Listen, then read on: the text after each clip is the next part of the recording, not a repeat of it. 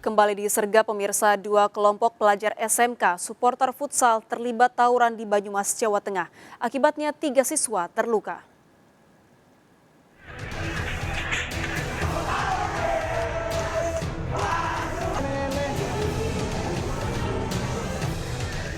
Dua kelompok supporter futsal terlibat tawuran di Purwokerto, Banyumas, Jawa Tengah. Kedua kelompok dari sekolah kejuruan di Purwokerto dan Cilacap ini terlibat saling serang. Tawuran terjadi saat kedua tim futsal dari Purwokerto dan Cilacap sedang bertanding. Polisi yang datang langsung membubarkan aksi tawuran tersebut.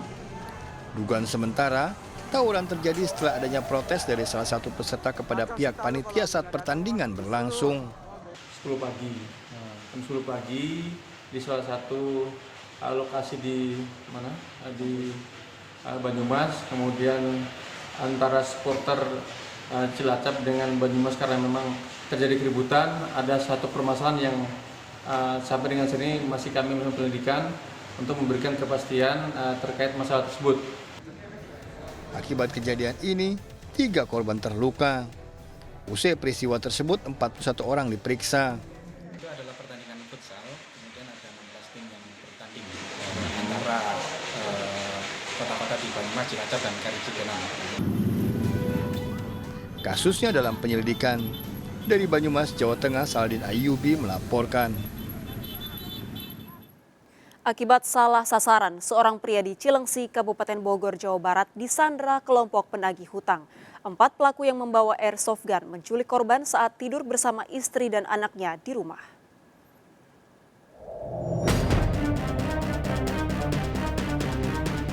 Seorang warga di Cilengsi, Kabupaten Bogor, Jawa Barat terluka di bagian tubuhnya setelah dianiaya 4 pria kelompok penagih hutang.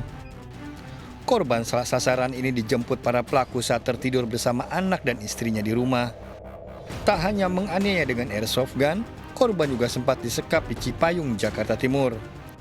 Dibawa sampai daerah Jakarta Timur, Cipayung, di semacam gudang. Saya dijagain, ada yang jagain selama 24 jam. Satu pelaku dengan barang bukti airsoft gun ditangkap di Bandung. Peristiwa berawal saat komplotan pelaku mencari kakak korban yang mempunyai hutang 200 juta rupiah sebagai modal bisnis bersama. Namun uang tersebut tak kunjung dikembalikan. Yang menagih hutang, si korban sempat dibawa dari rumahnya ke wilayah Jakarta Timur selama 3 jam. Lalu kemudian korban kembali ke rumah dan membuat laporan polisi. 3 pelaku dalam pengejaran polisi. Dari Kabupaten Bogor, Jawa Barat, Cahyat Supriyatna melaporkan.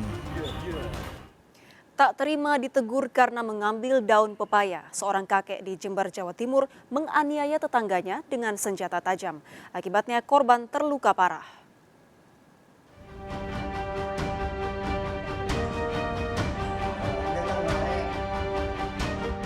Warga dikejutkan dengan terkaparnya Yono, warga Tanggul, Jember, Jawa Timur di pinggir jalan desa setempat. Korban yang terluka dianiaya tetangganya Padri, 63 tahun. Pelaku dan korban kerap bertengkar hanya gara-gara Padri, 63 tahun, sering mengambil daun pepaya milik korban yang ada di pekarangannya namun tidak meminta izin. Peristiwa terjadi saat korban duduk di atas motor di lokasi kejadian. Secara tiba-tiba pelaku yang baru saja pulang dari sawah langsung menganiaya korban dengan senjata tajam. Akibatnya korban terluka parah dan langsung dirujuk ke RSUD Balung, Jember. Masalah pohon kates yang daunnya direpresi sama tersangka, sehingga mungkin tersangka dimarahi dan sakit hati. Pelaku terancam pidana. Dari Jember, Jawa Timur, Bambang Sugiarto melaporkan. Dengan alasan latihan bela diri, 6 remaja di Sidoarjo, Jawa Timur menganiaya sejumlah temannya.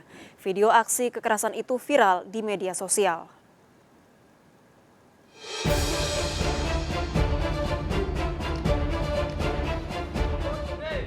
Aksi kekerasan dilakukan sejumlah remaja di kawasan Gedangan, Sidoarjo, Jawa Timur. Peristiwa di garasi truk tangki ini viral di media sosial. 6 pelaku, 4 remaja putri dan 2 remaja putra telah ditetapkan sebagai tersangka pelaku kekerasan. Para pelaku beralasan aksi kekerasan dilakukan sebagai latihan ilmu bela diri.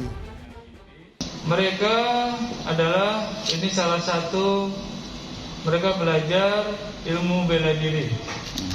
Mereka belajar ilmu bela diri, tetapi apa yang diinikan ini melebihi batas ataupun tingkat kewajaran.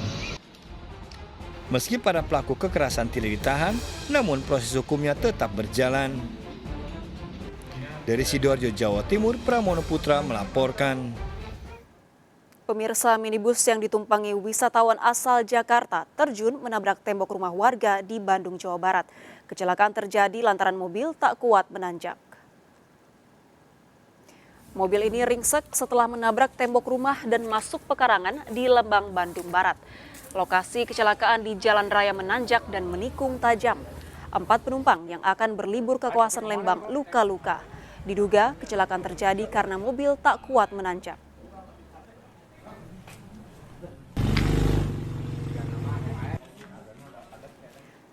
Seorang pria nekat mencuri pakaian dalam wanita di desa Sukodadi, Taman Sidoarjo, Jawa Timur. Kasus pencurian pakaian dalam yang kian marak terjadi di lokasi membuat warga resah.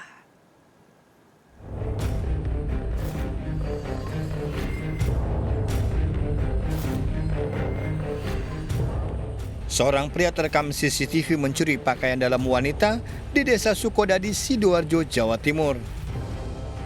Pelaku mondar-mandir di lokasi kejadian memantau situasi sambil mengincar pakaian dalam yang dijemur di depan rumah warga. Merasa kondisi aman, pelaku menggasak pakaian dalam yang tergantung di besi jemuran dan segera kabur. Kasus pencurian pakaian dalam wanita yang marak terjadi di lokasi ini membuat warga resah. Pelaku kerap beraksi di siang hari saat pemukiman sepi ditinggal penghuninya bekerja. Habis itu setelah bangun tidur saya ngangkat jemuran itu taunya. Oh kalau gitu yang diambil celana dalam saya. Ada berapa buah Bu yang diambil Bu? Cuman 1 doang. 1 ya? Iya. Terus saya lihat CCTV ndak adik itu. Adik datang saya ke sana. Tolong Pak lihat no. Iya. Warga berusaha menangkap pelaku dengan memantau lingkungan secara langsung maupun melalui CCTV. Dari Sidoarjo, Jawa Timur, Pramono Putra melaporkan. Aksi penganiayaan WNA asal Tiongkok yang dilakukan di ruko ekspedisi di Cengkareng, Jakarta Barat terekam CCTV. Pelaku penganiayaan ternyata sesama WNA asal Tiongkok, rekan korban.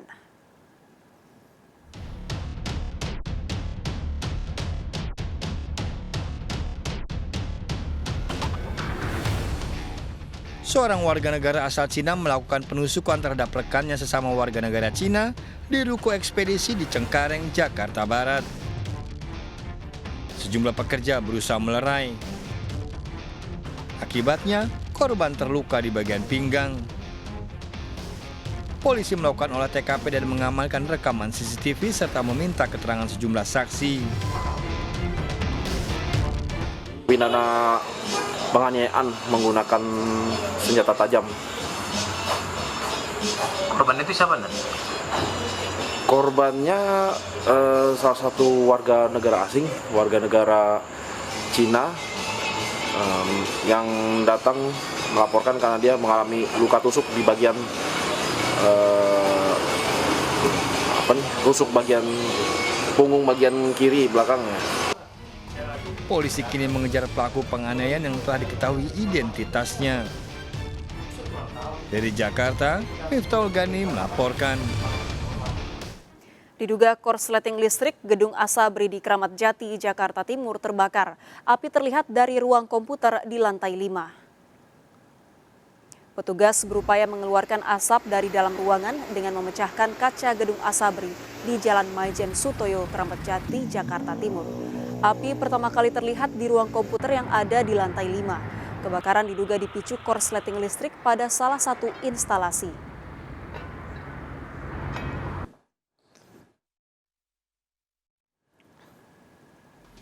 Dituduh menghilangkan baju yang dipinjam, seorang wanita dikeroyok oleh sejumlah teman wanitanya di kamar hotel di Makassar.